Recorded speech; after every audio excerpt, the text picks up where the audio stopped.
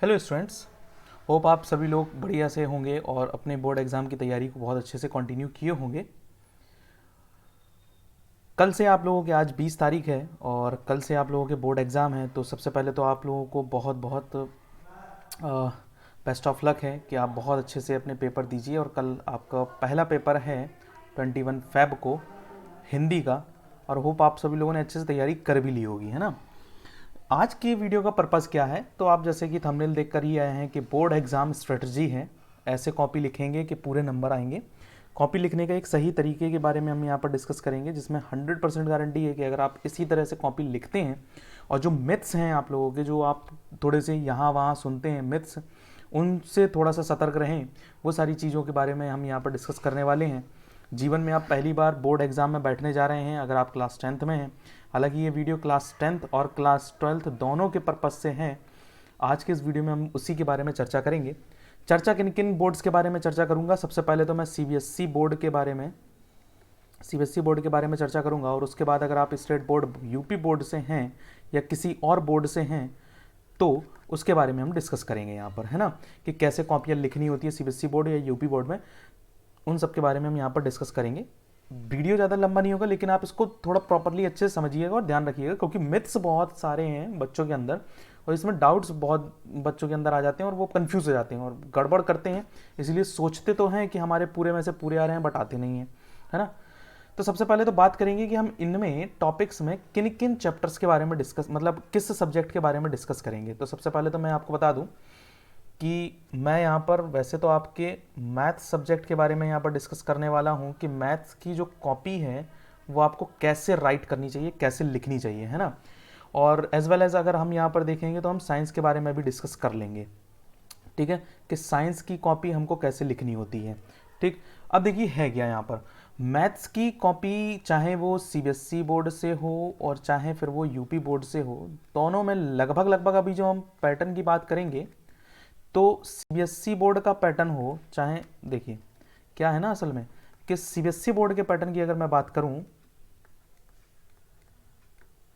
CBSE board के pattern की अगर मैं बात करता हूं और यूपी बोर्ड के पैटर्न की बात करता हूं, तो लगभग लगभग इनका सेम हो चुका है। क्यों हो चुका है? क्योंकि दोनों ही एनसीईआरटी बेस्ड हैं, यानी कि ये दोनों ही पेपर जो हैं वो एनसीईआरटी बेस्ड होते हैं। तो दोनों का पैटर्न लगभग लगभग सेम हो चुका है। और इस साल से जो यूपी बोर्ड का क्लास 10th और क्लास 12th का जो बोर्ड एग्जाम का पेपर होने वाला है वो भी लगभग लगभग सेम होने वाला है, लेकिन फिर भी हम थोड़ा थोड़ा अलग से डिस्कस कर लेंगे, है ना। तो सबसे पहले तो यहाँ पर देखिएगा, हम बात करेंगे सीबीएसई बोर्ड की और यूपी बोर्ड की हम थोड़ी देर में बात करेंगे, ठीक। सीबीएसई बोर्ड के में क्या बताना चाहते हैं हम, देखिए सबसे पहली चीज़ तो ये है कि हमारे पास यहाँ पर 20 ऑब्जेक्टिव क्वेश्चंस रहेंगे, यानी कि हम बात करेंगे तो MCQs की बात करेंगे। और होप आप सभी लोगों ने बहुत अच्छे से इनकी प्रैक्टिस करके रखी होगी। इन MCQs में 18 क्वेश्चंस तो आपके MCQs टाइप में तो होते ही होते हैं, मतलब ये क्वेश्चंस रहेंगे। और जो 2 क्वेश्चन हैं ये आपके रीजन अजर्शन से रिलेटेड रहेंगे, है ना। यानी कि 2 जो हैं वो रीजन और अजर्शन से रिलेटेड रहेंगे। सीबीएसई बोर्ड की मैं बात कर रहा हूँ यहाँ पर 18 क्वेश्चन और 2 क्वेश्चन, ठीक। फिर इसके बाद आपके शॉर्ट क्वेश्चन आते हैं यहाँ पर, जो 1 नंबर के होते हैं, ठीक है ना, वेरी शॉर्ट टाइप में जिन्हें हम बोलते हैं। फिर शॉर्ट टाइप के आते हैं जो आपके 2 नंबर के होते हैं। फिर उसके बाद 4 नंबर के आते हैं और फिर इस तरह से पैटर्न चलता है। यहाँ पर मैं सैम्पल पेपर हालांकि लेकर आया हूँ, तो मैं आपको सैम्पल पेपर भी इनका दिखाना चाहता हूँ, सीबीएसई बोर्ड के एग्ज़ाम का सैम्पल पेपर कैसा है। देखिए सबसे पहले ये है हमारे पास क्या होता है यहाँ पर, इसके लिए थोड़ा सा चेंज करना पड़ेगा पेन। हाँ, देखिए सबसे पहले तो हम यहाँ पर बात करेंगे, यहाँ पर हमारे पास 20 MCQs हैं जो कि 1-1 नंबर के हैं। सेक्शन बी में 5 क्वेश्चंस होंगे जो कि 2-2 नंबर के होंगे। सेक्शन सी में 6 क्वेश्चंस होंगे जो कि 3 नंबर के होंगे। और फिर 4 क्वेश्चन होंगे जो 5 नंबर कैरी करते होंगे। और ये लॉन्ग क्वेश्चन होता है 5 नंबर का, मैक्सिमम वाला ये कौन सा क्वेश्चन होता है, लॉन्ग क्वेश्चन होता है। और ये जो आने वाले हैं सेक्शन ई में, ये हमारे होते हैं केस बेस्ड स्टडी क्वेश्चन, है ना, इस तरह की। इसी तरह से यहाँ पर भी हमको क्वेश्चन मिलेंगे, केस बेस्ड स्टडी क्वेश्चन होते हैं।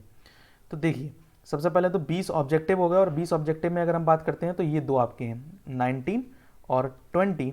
ये 2 जो क्वेश्चंस होते हैं ये रीजन अजर्शन से रिलेटेड क्वेश्चंस होते हैं। उसके बाद शॉर्ट क्वेश्चन आता है जो हमारे 2 नंबर का होता है, ठीक है। फिर उसके बाद हमारे पास सेक्शन सी आता है जिसमें क्वेश्चन 3 नंबर का होता है। फिर उसके बाद हमारे पास सेक्शन डी आता है जिसमें हमारे पास 5 नंबर का क्वेश्चन होता है। और उसके बाद लास्ट आता है सेक्शन ई जिसमें 4 नंबर का क्वेश्चन होता है। ये होते हैं केस बेस्ड स्टडी क्वेश्चंस, है ना। अब इनमें करने कितने कितने होते हैं, तो सबसे पहली चीज़ तो देखिए क्या है कि अगर हम मेन हमारे जो बहुत इंपॉर्टेंट क्वेश्चंस हैं वो ये हैं, ये वाला, ठीक है ना।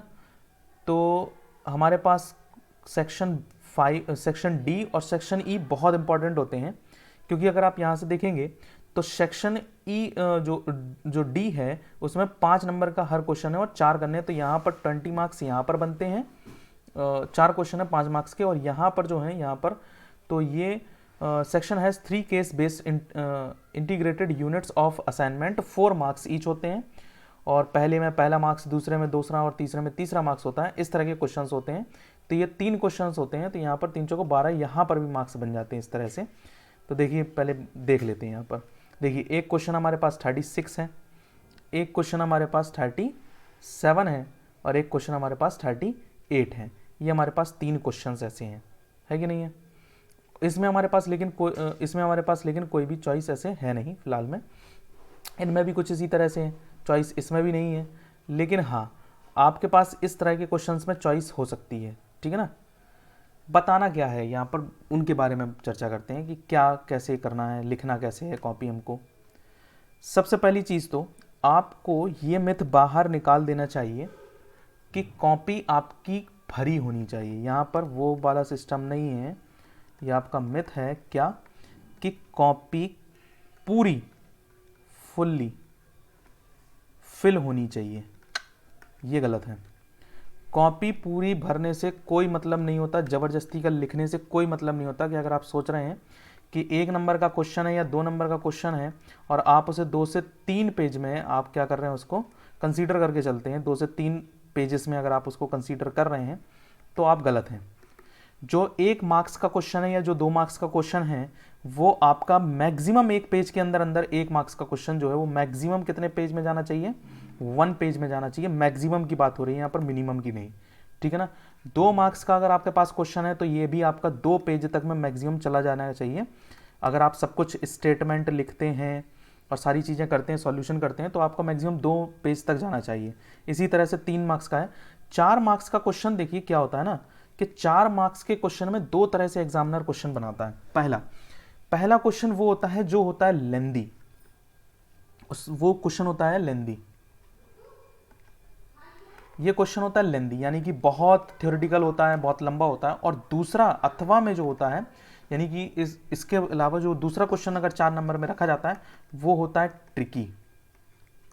ये जो ट्रिकी क्वेश्चन होता है ना, ये कभी कभार आपका 1 to 2 पेजेस के अंदर कंप्लीट हो जाता है। लेकिन ये जो लेंदी क्वेश्चन होता है वो कभी कभार क्या होता है ना कि आपके 2 से 3 पेज ले लेता है। तो 2 तरह के क्वेश्चन है। लॉन्ग क्वेश्चन में हम लोग ये नहीं कह सकते कि हमारे पास जो पेजेस हैं वो 2 से 3 भर जाएंगे।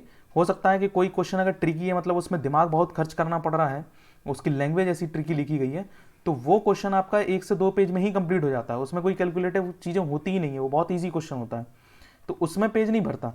तो कुल मिला के बात ये है ना कि जो कॉपी भरने का जो दिमाग में आपके मिथ चल रहा है कि कॉपी आपको कंप्लीटली फिल करनी है, तो वो गलत है। कॉपी कंप्लीटली फिल करने से कुछ मतलब नहीं है। जो भी लिखें वो लॉजिकल होना चाहिए, है ना, और जो क्वेश्चन में पूछा गया है उसका फुल आंसर होना चाहिए। जो भी क्वेश्चन में पूछा जा रहा है उसका आंसर जो हो वो कंप्लीट होना चाहिए, वो इनकम्प्लीट नहीं होना चाहिए, क्योंकि स्टेप मार्किंग आपको मिलती है। जैसे कि अगर मैं बात करता हूँ, अभी एक मैं आपको कॉपी दिखाता हूँ। जैसे मान लीजिए इसी में हम सैम्पल पेपर में अगर हम बात करेंगे तो हम एक शॉर्ट क्वेश्चन कोई भी 2 या 3 नंबर का एक क्वेश्चन निकाल लेते हैं, उससे हमको समझ में आ जाएगा। जैसे कि मान लीजिए 21 वाला क्वेश्चन है हमारे पास। अब इस 21 वाले क्वेश्चन में हमसे कहा जा रहा है कि आपको प्रूफ करना है कि √2 जो है वो क्या है, इर्रेशनल नंबर है। तो करना क्या है यहाँ पर, स्टेप मार्किंग कैसे। तो सबसे पहली चीज़ तो ये है कि आपको जो इस क्वेश्चन को आप करते समय हमेशा आप यही मानते हैं कि ये जो है वो हमारे पास रेशनल नंबर है।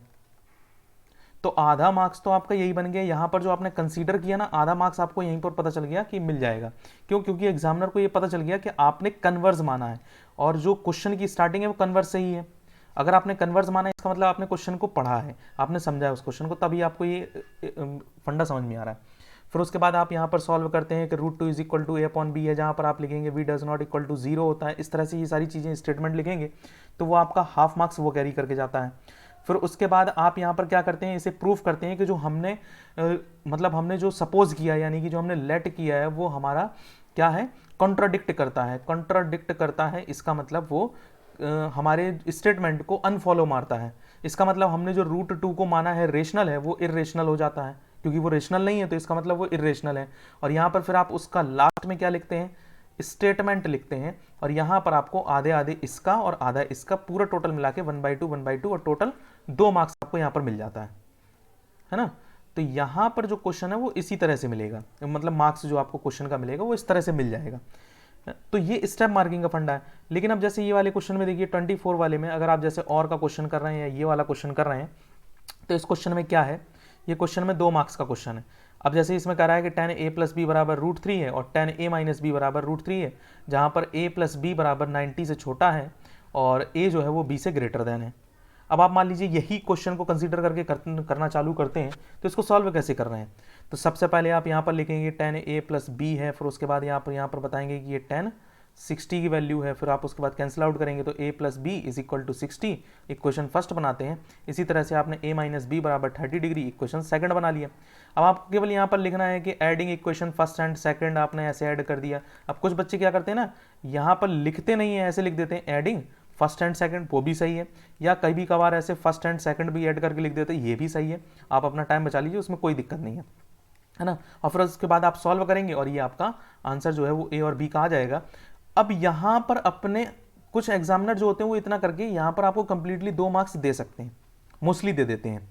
लेकिन मैं कहता हूँ कि आप अपने मतलब जो आपका मार्क्स है ना उसको कंप्लीटली सिक्योर कर लो। वो कैसे करेंगे, देखिए आपका जैसे मान लीजिए आपके पास यहाँ पर a बराबर जो निकलेगा वो आपके पास निकलेगा यहाँ पर 45 निकलेगा, है ना, यहाँ पर 45 निकलेगा, और b बराबर जो आंसर आता है आपका वो 15 डिग्री आता है। तो a जो है यहाँ पर क्या आ रहा है, 45 आ रहा है, b जो आ रहा है 15 आ रहा है, तो ये आपका आंसर हो गया। लेकिन इसको आप कंप्लीटली कर लीजिए, जैसे आपने लिखा है यहाँ पर आंसर, फिर उसके बाद लिखिए जहाँ, जैसे क्वेश्चन में कहा गया वेयर a + b क्या है, लेस देन है 90 डिग्री से और 0 से ग्रेटर देन है, और a is greater than b, लो खत्म हो गया। ये चीज भी आप यहां पर बता दीजिए, कंप्लीटली आपका आंसर जो है उसका मार्क्स, मतलब आंसर के जो मार्क्स हैं वो कंप्लीटली यहां पर सिक्योर हो जाते हैं, वो कहीं नहीं कट सकते। अब कोई भी चांस नहीं है कोई एग्जामिनर ये कह दे कि आपने ये स्टेटमेंट लिखा ही नहीं, ये चीज आपने बताई ही नहीं, तो यहां पर कोई भी चांस बचता ही नहीं उनके पास, है ना। और ये देखिए जब मैंने सॉल्यूशन किया तो ये 1 पेज में हो गया। तो जो शॉर्ट क्वेश्चन है का आंसर है वो आपका मैक्सिमम जो है वो 2 मार्क्स का जो है वो 1 से 2 पेज के अंदर अंदर खत्म हो जाना चाहिए।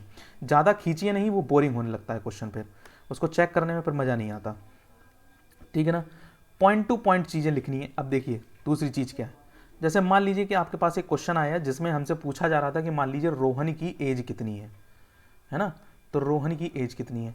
जब आप आंसर लिखते हैं तो रोहन की एज का स्टेटमेंट लास्ट में लिखिए, रोहन्स प्रेजेंट एज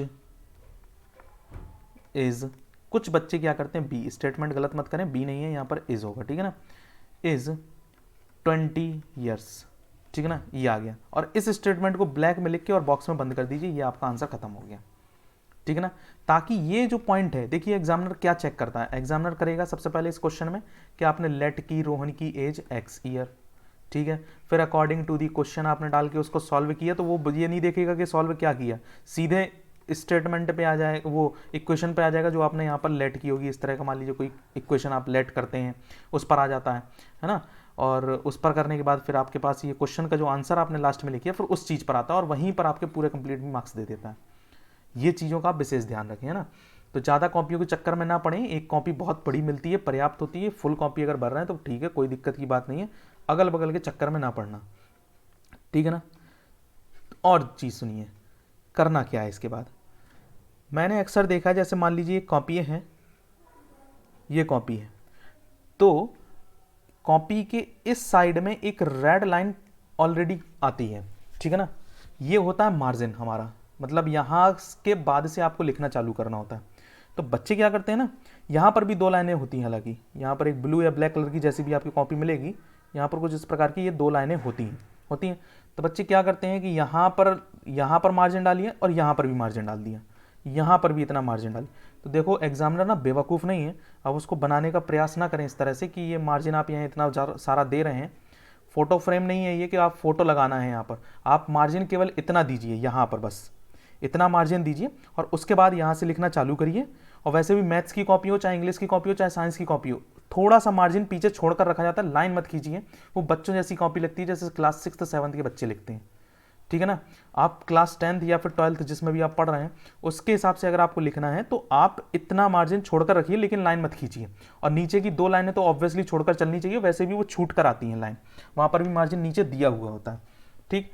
तीसरी चौथी जो गलती आप मिस्टेक करते हैं, जैसे कि मान लीजिए कि आप यहाँ पर क्वेश्चन पहला कर रहे हैं, तो बच्चे क्या करते हैं कि ये कॉपी होगी और इस कॉपी में यहाँ पर मार्जिन दिया है, तो मार्जिन के इस तरफ क्या करते हैं, वो लिख देते हैं कि क्वेश्चन नंबर पहला। ये आपकी सबसे बड़ी गलती है, यहाँ पर मत लिखिए। हो सकता है कि आप बी या सी कॉपी अगर आप लेते हैं तो आप उसको फिर बाइंड कर देते हैं, यानी कि बांध देते हैं, तो इससे होता क्या है कि ये क्वेश्चन नंबर जो है वो दब जाता है, क्योंकि आप मार्जिन के इसी तरफ बांधेंगे, तो ये जब कॉपी जब रीचेक होती है, जब खुलती है, तो उसमें ये क्वेश्चन नंबर जो है वो यहाँ पर दब जाता है। तो एग्जामिनर को स्ट्रेस नहीं होना चाहिए कि क्वेश्चन ढूंढने में, ठीक है ना। अगला पॉइंट हमारा क्या है यहाँ पर, अगला पॉइंट ये है कि जब भी आप कोई भी क्वेश्चन, जैसे मान लीजिए हमारे पास एक हम सेक्शन बी कर रहे हैं, हम कौन सा कर रहे हैं, सेक्शन बी कर रहे हैं। अब सेक्शन बी में हमारे पास 5 क्वेश्चन है जो हमको करना है। अब इसमें से आपको क्वेश्चन जो है वो केवल चौथा वाला जो है वो परेशान कर रहा है और चौथा आपको नहीं आ रहा है, ठीक है ना, आपने उसको चौथा छोड़ दिया। तो देखिए करना क्या है आपको, यहाँ पर सेक्शन, पहली चीज़ तो यही है कि सेक्शन बी डालिए यहाँ पर, और फिर उसके बाद सेक्शन बी डालते हुए सेक्शन बी के जितने भी क्वेश्चन है उनको आप कंटिन्यूअसली लगाइए। ऐसा नहीं पहला लगाया फिर तीसरा लगाया फिर दूसरा लगाया, सीरियल वाइज लगाते चलिए, पहला दूसरा तीसरा चौथा नहीं आ रहा छोड़ दीजिए और 5वां लगा लीजिए, ठीक है ना। समय वेस्ट नहीं करना, उस क्वेश्चन पे जबरदस्ती का समय आप बर्बाद कर रहे हैं, वो चीज़ आपको नहीं करनी है। नेक्स्ट पॉइंट क्या है, क्वेश्चन जो नंबर जो है हमारे पास, जैसे कि यहाँ पर सेक्शन बी डाला, इसी के ही नीचे आपको लिखना होता है क्वेश्चन, ठीक है ना। क्वेश्चन नंबर मान लीजिए आप पहला कर रहे हैं तो पहला डालिए, क्वेश्चन नंबर दूसरा कर रहे हैं तो पूरा क्वेश्चन यहाँ पर लिखिए क्वेश्चन नंबर दूसरा। 2 पेन आपको मिलते हैं, एक मिलता है आपको ब्लू पेन और एक मिलता है ब्लैक पेन। तो यहाँ पर आप ब्लैक पेन से हाईलाइट करके इस चीज़ को डाल सकते हैं। सेक्शन बी डालिए, सेक्शन बी के बार बार सेक्शन बी डालने की आवश्यकता नहीं है, सेक्शन बी डाल दिया, पहले पेज में क्वेश्चन आपने पहला किया, दूसरे क्वेश्चन में आप क्वेश्चन दूसरा डाल दीजिए, वो समझ जाएंगे, कोई दिक्कत की बात नहीं है यहाँ पर, समझ गए कि नहीं, है ना। तो ये चीज़ों का आप ध्यान रखिएगा, यहाँ पर इस तरह से क्वेश्चन बीचों बीच में डालिए, किनारे मत डालिए, और वो अलग ही हाईलाइट करके दिखता है और कॉपी आपकी वाकई में फिर भरी हुई भी नजर आएगी इससे, ठीक है ना। और ऑलरेडी आप एक क्वेश्चन डालेंगे तो आप मार्जिन देंगे 1 से 2 लाइन का, फिर उसके बाद उसका सॉल्यूशन करेंगे, तो सॉल्यूशन यहाँ डालने की कोई जरूरत नहीं है, वो आराम से समझ में आ जाता है, चाहे आप क्वेश्चन डाल दिए चाहे सॉल्यूशन नंबर 1 डाल दीजिए। अब जैसे मान लीजिए कि आप सेक्शन बी का आपने 4th नंबर छोड़ा था, स्किप कर दिया था आपने उस क्वेश्चन को, और बाद में वो क्वेश्चन आपको आ गया। अब आप कर रहे हैं सेक्शन, अब आप कर रहे हैं सेक्शन डी, तो जब आप सेक्शन डी करते हैं और उसको कंप्लीट कर लीजिए, अगर आपने डी कर लिया तो उसको कंप्लीट कर लीजिए और फिर से सेक्शन बी डालिए, कॉपी में सेक्शन बी डालेंगे, और सेक्शन बी डालने के बाद फिर उसके बाद आपको करना क्या है, यहाँ पर अपना क्वेश्चन वही वाला जो आपको नहीं आया था वो स्किप वाला क्वेश्चन यहाँ पर लिख दीजिए, ठीक है ना, ये चीज़ें, ठीक। तो इस तरह से अगर आप कॉपी लिखते हैं तो आपको 100% है कि जो क्वेश्चन है ना आपके वो नहीं छूटने वाले हैं। और दूसरी चीज़ क्लियरली विजिबल होंगी, कॉपी अच्छी दिखेगी तो एग्जामिनर बहुत फ्रीली माइंड से क्या कर पाएगा, कॉपी को चेक कर पाएगा। सीधा से सिद्धांत है, स्ट्रेस हुआ तो मार्क्स जो हैं कटते हैं, ठीक है ना, ये डिक्रीज हो जाएंगे मार्क्स। और अगर फ्री माइंड रहा एग्जामिनर चेक करते समय तो मार्क्स आपके कंप्लीटली पूरे मिलते हैं। चिड़चिड़ाहट नहीं होनी चाहिए एग्जामिनर को, बस सीधी सी आप कॉपी को इतना अच्छा सजा कर लाइए, ठीक है ना, ऐसे होता है। एक मिथ और है, मैंने सुना अभी, जैसे कि आप लोग क्या करते हैं, कुछ लोग कहते हैं कि जैसे मान लीजिए कि मेरे पास ये कॉपी है ना, अब मान लीजिए कि आपके पास सेक्शन एक आता है डी, इसमें आपके पास 4 क्वेश्चन है और इसमें से 3 ही क्वेश्चंस आपको क्या करने हैं, अटेम्प्ट करने हैं, ठीक है ना। कितने क्वेश्चंस अटेम्प्ट करने हैं आपको, 3 क्वेश्चंस अटेम्प्ट करने, मतलब 4 क्वेश्चन है और 3 क्वेश्चन आपको अटेम्प्ट करने हैं 4 क्वेश्चन में से। तो बच्चे क्या करते हैं ना, होशियारी बताते हैं, यहां पर डालेंगे सेक्शन डी, क्वेश्चन 1 डाल लेंगे, क्वेश्चन 2 डाल लेंगे और फिर क्वेश्चन 3 डाल लेंगे, सॉल्व कर लेंगे, या क्वेश्चन 2 ही करेंगे, फिर उसके बाद दूसरे सेक्शन पे पहुंच जाएंगे, फिर तीसरे सेक्शन पे पहुंच जाएंगे, फिर दोबारा से सेक्शन डी डालेंगे और इसका जो 4th नंबर का क्वेश्चन है वो भी कर देंगे। और उसे सोचते ये हैं कि इसका भी 4 नंबर मिल जाएगा, इसका भी 4 नंबर मिल जाएगा, इसका भी मिल जाएगा और इसका भी मिल जाएगा, क्योंकि वो ध्यान नहीं देंगे। तो बेटा मान लो कि अगर वो ध्यान ना भी देना तो भी वो नंबर नहीं चढ़ेंगे, गलती से अगर उसने दे भी दिए ना नंबर तो वो भी नहीं चढ़ेंगे। क्यों नहीं चढ़ेंगे?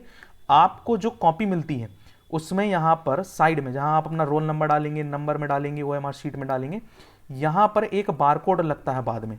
ये शीट अलग होती है, ये वाला पेज वैसे भी फट जाता है, ये एग्जामिनर के पास नहीं जाता है। ये पेज जो होता है जिसमें आप सारा डाटा फिल करके आएंगे, ये फाड़ कर अलग कर दिया जाता है और इस डाटे को स्टोर कर लिया जाता है एक बारकोड में, और वो बारकोड यहाँ लगा दिया जाता है इस चिट पर। तो एग्जामिनर को कुछ भी नहीं पता होता है आपके बारे में, ना रोल, कुछ भी उसको जानकारी नहीं रहती है। यहाँ पर क्वेश्चन नंबर लिखा होता है 1 2 3 4 5 6 ऐसे नंबर लिखे हुए होते हैं। तो जैसे उसने क्वेश्चन 1 किया तो क्वेश्चन 1 का नंबर यहाँ चढ़ जाएगा 2 नंबर, क्वेश्चन 2 का यहाँ नंबर चढ़ जाएगा, क्वेश्चन 4 का यहाँ नंबर चढ़ जाएगा। तो जैसे ही वो नंबर चढ़ाएंगे ना तो उनको एकदम से दिख जाएगा, यार ये सेक्शन बी में तो इस सेक्शन डी में इसने 4 क्वेश्चन कर दिए और 3 के ही मार्क्स चढ़ने हैं। तो बस वहीं पर क्या हो जाएगा, वहाँ पर वो मार्क्स नहीं चढ़ाएगा, वो काट देगा। तो अपना समय ज़ाया मत करिएगा ज़बरदस्ती। अगर आप किसी दूसरे क्वेश्चन से मतलब ज़्यादा समझ में आ रहा है कि इसमें ज़्यादा मार्क्स मिल सकते हैं, जिसमें ज़्यादा स्टेप मार्किंग मिल सकती है तो दूसरे कंपैरिजन में, तो उसको कर लीजिए, ये होशियारी ना करें। और दूसरी चीज़, जो क्वेश्चंस पे सबसे ज़्यादा श्योर हो उन क्वेश्चंस को सबसे पहले करना होता है। अब देखिए, सबसे अच्छी चीज़ जो आपके एग्जाम में बूस्ट करेगी वो क्या है, क्वेश्चन करने के तरीके क्या हैं। सबसे पहले आपको तो करने हैं MCQs, जो आपके ऑप्शनल आ रहे हैं वो सब के सब आपको MCQs क्या करने हैं, यहाँ पर सॉल्व करने हैं, सबसे पहली चीज़।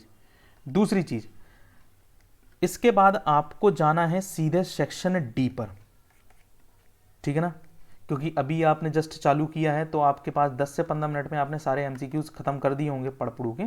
अब आपको जाना है सेक्शन डी पर, और यहाँ पर अभी आपके पास टाइम बहुत है, इसलिए अभी आप बिल्कुल खाली ब्रेन पे हैं, है ना, बहुत इजीली कर सकते हैं। तो सेक्शन डी पर जाइए और सेक्शन डी के जितने भी लॉन्ग हैं उन्हें विद डायग्राम, अगर पॉसिबल है तो डायग्राम, विद स्टेटमेंट, आप उन क्वेश्चंस को लिखिए अच्छे से, सारे क्वेश्चंस को।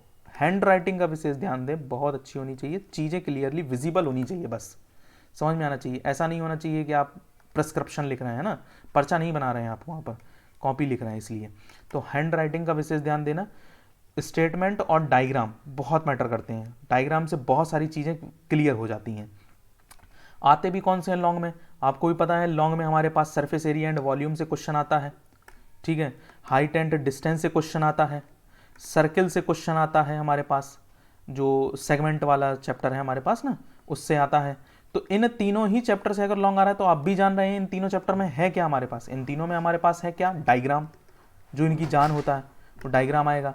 कभी कभार लॉन्ग क्वेश्चन जो है वो हमारे pair of linear equation of 2 variable से भी आ जाता है, pair of linear equation of 2 variable से भी आ जाता है क्वेश्चन।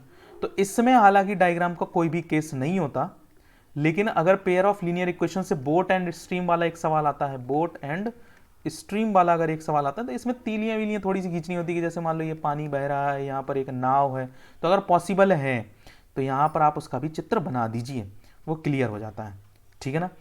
तो इससे सिक्योर होते हैं चीज़ें। तो लॉन्ग पहले ख़त्म करिए, फिर उसके बाद सेक्शन सी यानी कि आपका जो केस बेस्ड स्टडी क्वेश्चन है वो भी आप खत्म कीजिए, ई, और मैक्सिमम मार्क्स अपने सबसे पहले स्कोर करके रख लीजिए, ठीक है ना। उसके बाद हमारे पास छोटे मोटे, फिर उसके बाद घटते हुए क्रम में आइए और फिर सबसे लास्ट में आप अपने शॉर्ट वाले यानी कि 2 नंबर वाले क्वेश्चंस को करिए। ये ऐसा मेरा मानना है, क्योंकि एन टाइम पर क्या होता है ना कि प्रेशर बहुत ज़्यादा रहता है और हम क्वेश्चंस को या तो गलती कर देते हैं, और वो हमें सबसे ज़्यादा मार्क्स देने वाले क्वेश्चन है तो उनमें रिस्क नहीं ले सकते हम। 4 नंबर वाले हैं तो रिस्क तो बिल्कुल भी नहीं लेना है लॉन्ग में, ठीक है ना। शॉर्ट वाले में तो थोड़ा बहुत चल भी जाता है क्योंकि उसमें स्टेप मार्किंग मिल जाएगी, तो आधा नंबर या 1 नंबर तो मिलना ही मिलना है, ठीक। तो ये बात हो गई CBSE वालों के लिए। अब बात करते हैं यूपी बोर्ड के लिए क्या है। तो जैसा कि मैंने स्टार्टिंग में भी आपसे बोला था कि यूपी बोर्ड के पैटर्न जो है वो लगभग CBSE बोर्ड के पैटर्न की तरह ही हो चुका है, तो कोई भी ज़्यादा बहुत बड़ा अंतर आया नहीं है अभी तक फिलहाल में। देखिए मैं आपको बता देता हूँ, वैसे हमारे पास शायद क्वेश्चन पेपर हाँ, यूपी बोर्ड का हमारे पास अभी फ़िलहाल में कोई भी सैम्पल क्वेश्चन पेपर नहीं है, लेकिन मैं आपको बताता हूँ कैसे आता है पेपर। देखिए, यूपी बोर्ड का जो हमारे पास केस है वो क्या है, यूपी बोर्ड में भी एमसीक्यूज आने हैं इस साल से। एमसीक्यूज कितने आने हैं, 20 आने हैं। पहले इनके में 5 आया करते थे, लेकिन पिछले साल और इस साल दोनों में ही क्या हो चुका है, पैटर्न चेंज हो चुका है और सीबीएसई बोर्ड के पैटर्न को लगभग लगभग ये लोग अपना रहे हैं। ये 20 क्वेश्चंस में 18 क्वेश्चन जो है आपके वो क्वेश्चन उसी एमसीक्यूज टाइप के क्वेश्चंस हैं, और 2 क्वेश्चन आपके कथन और कारण यानी कि रीजन और अजर्शन वाले सवाल हैं, कि मतलब एक कथन दे देगा फिर उसका कारण कहेगा कि ऐसे ऐसे हैं। और होप आप लोगों ने सैम्पल पेपर में प्रैक्टिस में इस तरह के सवाल लगाए होंगे, तो ये 2 क्वेश्चन वो हो जाते हैं। फिर इसके बाद इनके में 1-1 नंबर के भी क्वेश्चन है, 2 नंबर के भी क्वेश्चन है, 4 नंबर के भी क्वेश्चन है और 6 नंबर का क्वेश्चन है जो कि लॉन्ग होता है। ठीक है ना। तो बेसिक फंडा सब कुछ वही है। कॉपी कैसे फिल करनी है, कॉपी वैसे ही सेक्शन डालना है। इनके में हिंदी में खंड लिख कर आता है, खंड आ या फिर खंड बा, तो आप चाहे इंग्लिश में लिखिए हिंदी में लिखिए, कोई प्रॉब्लम नहीं है। आपको एक एडवांटेज ये रहेगा कि अगर आप यूपी बोर्ड से हैं तो आपको जो एग्ज़ाम मिलेगा, एग्ज़ाम पेपर मिलेगा, उसकी लैंग्वेज जो होगी वो हिंदी भी होगी और एज वेल एज इंग्लिश भी होगी। हमने अपने यूपी बोर्ड, हमने जो अपने सीबीएसई बोर्ड के बच्चों को पढ़ाया, जो इस साल हाई स्कूल में या इंटर में हमारे एग्ज़ाम देंगे बच्चे, तो उनको यूपी बोर्ड के होने के बावजूद भी हमने इंग्लिश में ही पढ़ाया है ना। तो उनको थोड़ी सी हिंदी में थोड़ी बहुत प्रॉब्लम हो सकती है, तो वो इंग्लिश वर्जन को देख सकते हैं वहाँ पर पेपर में, वो आपको साइड में वहाँ पर मिलेगा। ठीक है ना। अब आपको डालना क्या है, सेक्शन उसी तरह से करना है, सेक्शन ए डालना है, सेक्शन बी डालना है, इसी तरह से आपको सारी चीज़ें वहाँ पर करनी है। फंडा वही है, सबसे पहले आपको क्या निपटाना है, लॉन्ग निपटाना है। नंबर हमें सबसे पहले सिक्योर करने हैं, लॉन्ग करिए, उसके बाद फिर नीचे धीरे धीरे धीरे करके उतरते चलिए। 6 नंबर के क्वेश्चन में इनके क्या आ सकता है, इनके में हाइट एंड डिस्टेंस यानी कि ऊंचाई दूरी आता है ना। ऊंचाई दूरी से एक लॉन्ग क्वेश्चन आता है हाइट एंड डिस्टेंस से। और सरफेस एरिया एंड वॉल्यूम से भी क्वेश्चन आता है, सरफेस एरिया एंड वॉल्यूम से। ये कौन सा चैप्टर है, ये है पृष्ठीय क्षेत्रफल वाला चैप्टर है। अभी इसकी हमने वन शॉट भी 2.5 घंटे की अभी अपलोड की थी, नहीं देखा हो तो पेपर के एक दिन पहले जरूर देख कर जाना। ठीक है ना। फिर इसके बाद इनके 2 चर वाले रैखिक समीकरण, 2 चर वाले रैखिक समीकरण, लीनियर इक्वेशन हम इनको बोलते हैं, लीनियर इक्वेशन ऑफ 2 वेरिएबल्स, ये आपका चैप्टर 3 है। इससे एक लॉन्ग आता है। और ये जो लॉन्ग है इससे भी एक लॉन्ग आ सकता है आपका क्वाड्रेटिक इक्वेशन से, यानी कि द्विघात समीकरण, द्विघात समीकरण से भी आपका एक लॉन्ग बन सकता है। 6 नंबर के क्वेश्चन थोड़े अलग टाइप के होते हैं। इसमें क्या होता है, जैसे मान लीजिए 2 पार्ट बन जाते हैं, पहला और दूसरा।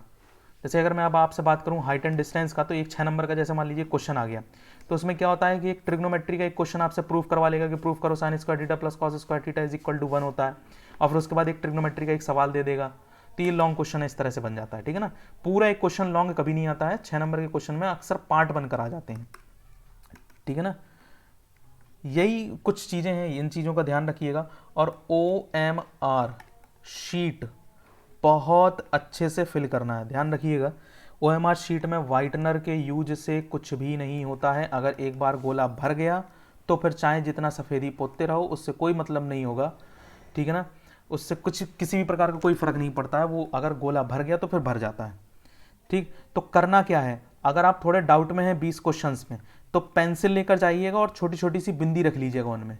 और जब आप श्योर हो जाएं तो पेपर के सबमिट होने से पहले 15 मिनट पहले एक बेल बजती है, 15 मिनट के पहले एक बेल बजती है। तो जैसे ही वो 15 मिनट की बेल बजे तो आप तुरंत ही अपनी OMR शीट को, जहाँ आप अगर आप अब आपके पास समय नहीं है दोबारा देखने का या देखने का जो भी है, तो उसको आप देख के और फिर उसको कंप्लीटली फिल कर लीजिए। पहले केवल डॉट डॉट करेंगे, ठीक है ना, डॉट डॉट कर लीजिए ताकि बिल्कुल आपका कोई भी क्वेश्चन का जो आंसर है वो गलत गोले में ना भर जाए। रोल नंबर को बहुत अच्छे से भरिएगा, ठीक है ना, रोल नंबर को बहुत अच्छे से भरना, उसमें कोई भी नहीं। और एडमिट कार्ड की कॉपी जरूर लेकर चलें साथ में, एक जेरोक्स, ठीक है। यही है आपके इसमें। चलिए।